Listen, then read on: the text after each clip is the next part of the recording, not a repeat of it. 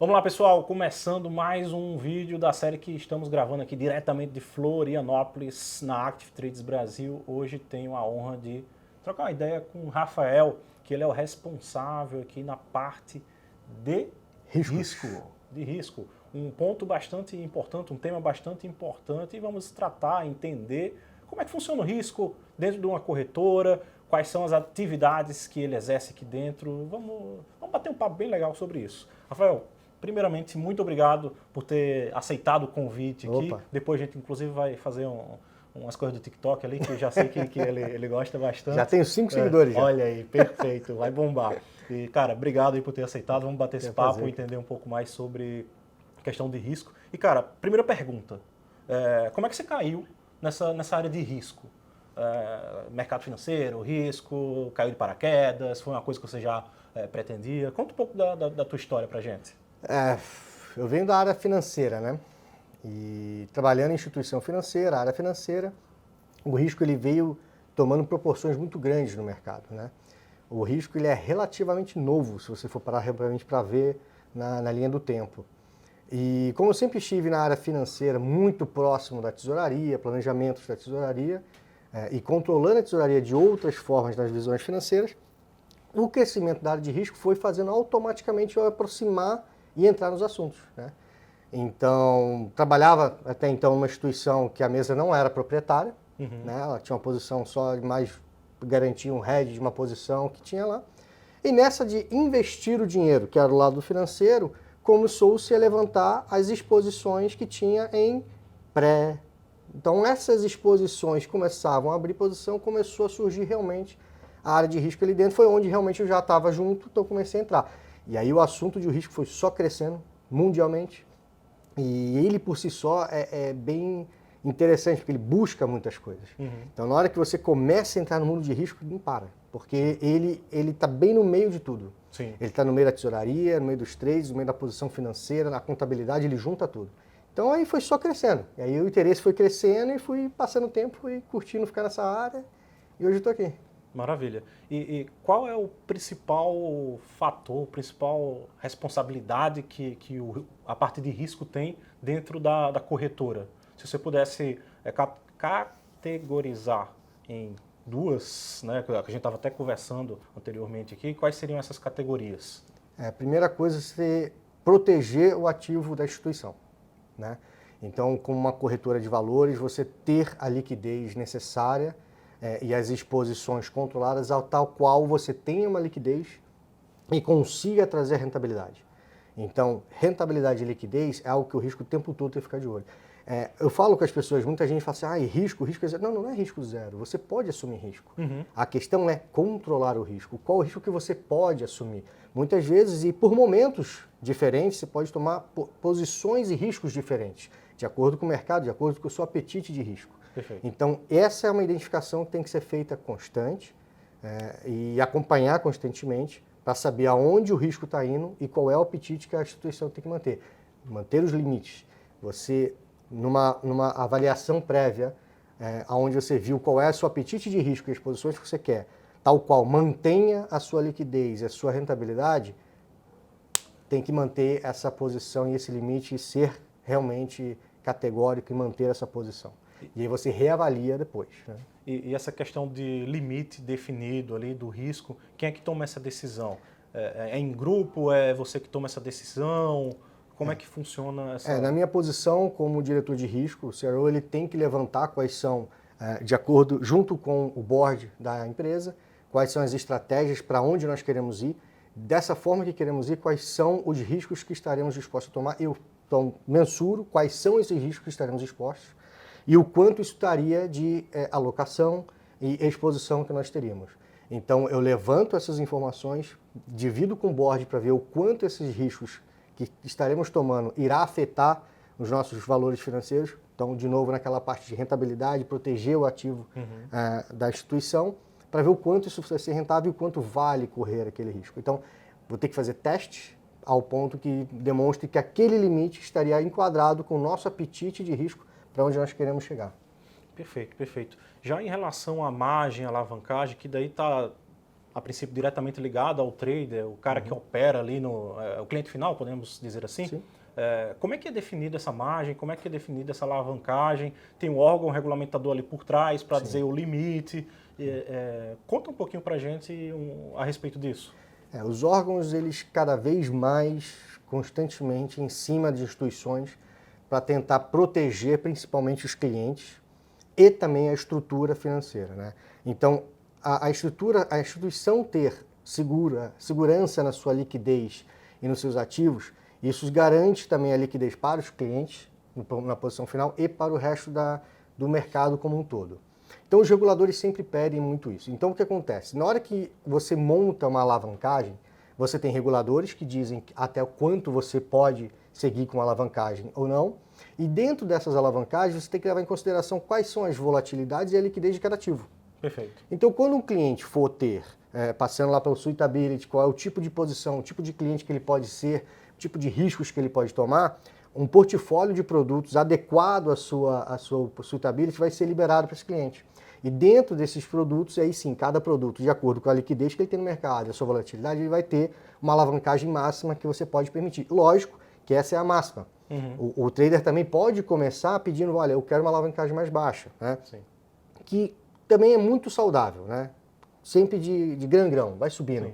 Assumir um risco muito grande de uma vez só pode ser uma experiência muito negativa. Né? Sim, acaba que uma alta alavancagem você tem a possibilidade de ganhar muito ou perder muito.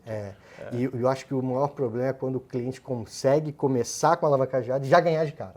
Porque se ele já ganha logo, ele Já vai cria assumir que aquilo ele vai ser para sempre daquele jeito, e vai ele criar uma ilusão na cabeça dele. Exatamente. E quando vier a ré, né?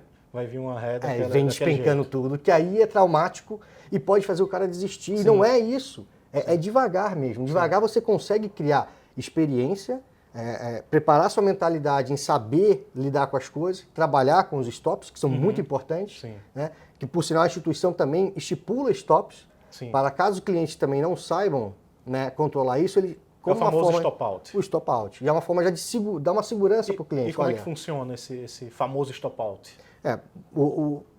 Pensando na segurança do cliente e também da instituição, para que o cliente não venha ficar negativo e ter maiores problemas, maiores perdas, a instituição já olha lá o quanto que ele tem de saldo disponível versus a posição versus o quanto ele tem de saldo, margem livre, para falar, olha, de acordo com esse percentual, daqui para baixo começa a ficar muito apertado o seu recurso, a chance dessa volatilidade bater e você ficar negativo é grande. Então, para que isso não aconteça com você, dependendo do tipo de cliente, 30%, 50% dessa posição, a instituição pede para que você ponha mais margem livre. 30% exatamente. ou 50% de margem livre. 30% ou 50% de margem livre. E a instituição vai pedir, olha, ponha mais para você ter mais folga, para caso a volatilidade faça você voltar, você não ser estopado. Né? Sim. Então, esse é um mecanismo muito, muito legal, para os dois lados. Sim. Isso que é legal. Acaba trazendo uma segurança para ambos os lados, né? Sim. E esse stop out é de forma automática. É automático, não é o o carinha sistema. lá que vê, fulaninho tá com 30% de margem livre e vai lá, vou zerar ele. Não. No lado da gestão de risco, né, nossos analistas eles acompanham a nossa carteira, os nossos clientes, começam a aparecer alguns alertas de alguns clientes que começam a chegar em um certo nível. Então, nesse nível, começa a aparecer luzinha amarela, né, mensagens sendo disparadas para o cliente, olha, sua margem, recomponha, refaça, né, até que se o cliente realmente não recompor essa margem, aí sim o sistema automaticamente bateu o preço, bateu a margem livre lá, bateu os seus 30% ou 50%, aí vai ser realmente estopado. O trader comum, ele trabalha com essa margem de 30 ou de 50? Eu chego lá, vou me cadastrar na Active Trade, vou abrir minha conta. Como é que funciona essa definição do stop out, né? Se vai ser de 30 ou de 50 de margem livre? Isso vai depender da praça que ele está operando. O que você fala de praça é a geografia, em que país, né? O que o escritório está contigo, que a conta dele está lá.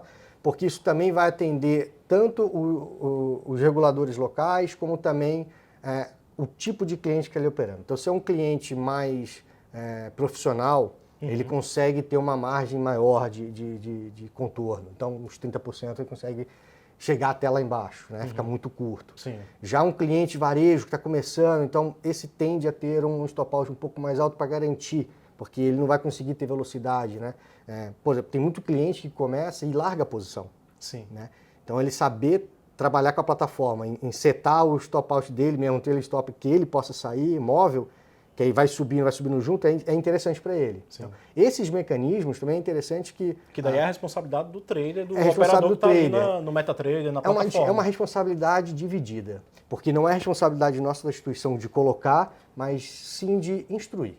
Sim, né? Os reguladores pedem muito isso, né? Que as instituições deem cursos, deem conhecimento, né? Para os traders, então, para os clientes. Então, ter disponível no nosso site outras formas de plataformas, ensinar, né, vocês com os cursos que vocês oferecem, trazendo para o cliente, isso é muito importante, tá? Para levar o conhecimento de que existem ferramentas que ajudam o cliente a controlar o risco, principalmente o risco. Perfeito, perfeito.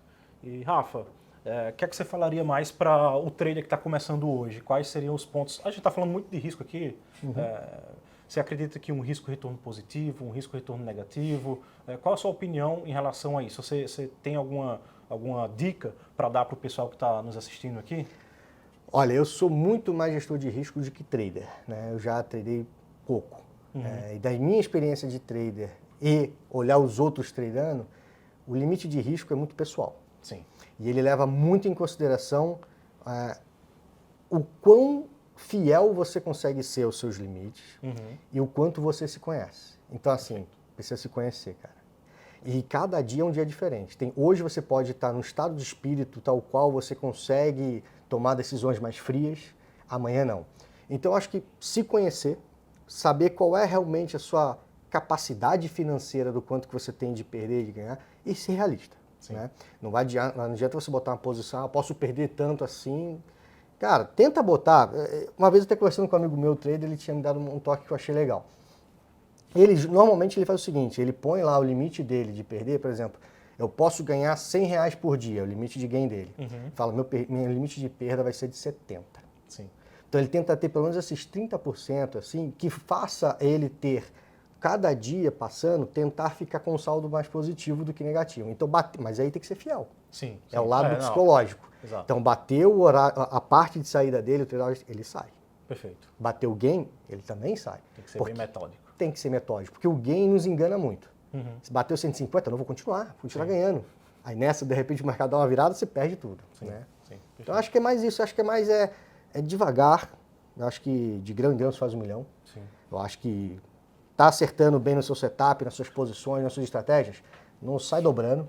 Esse é um erro muito grande que muita gente começa, eu vejo que percebe. Autoconfiança muito... Tô bem, acertei meu setup, acertei tudo, vou dobrar minha posição. Cara, dobrar posição é complicado. O seu psicológico é diferente. Sim. Você vê que você está perdendo 10, 20... Tá acostumado ali em ver valores X e agora tá vendo 2X. Valores muito mais altos, entendeu? Você pode trabalhar com percentual, mas o valor financeiro tem muito mais impacto. Então você trabalhar com pontos, de repente, entendeu? Sim. Então, esquece de olhar o seu valor financeiro e trabalhar com pontos. Quantos pontos subiu, quantos pontos desceu. Porque quando você olha o financeiro impacta muito o psicológico da pessoa. Isso é verdade. Rafa, então, pessoal, agradecer mais uma vez a presença do Rafa, esse papo sobre risco bem interessante. Espero que vocês tenham gostado. Rafa, muito obrigado cara, eu que agradeço. Por ter aceitado esse convite. Fico aberto sempre que quiser trazer novos temas. Vamos gravar mais vezes. Com certeza. Trazer temas específicos, curiosidades específicas, tema que a gente possa abordar, ensinamento de algum tipo de cálculo, super à disposição. Pois é, pessoal. Até a próxima. Muito obrigado. Valeu.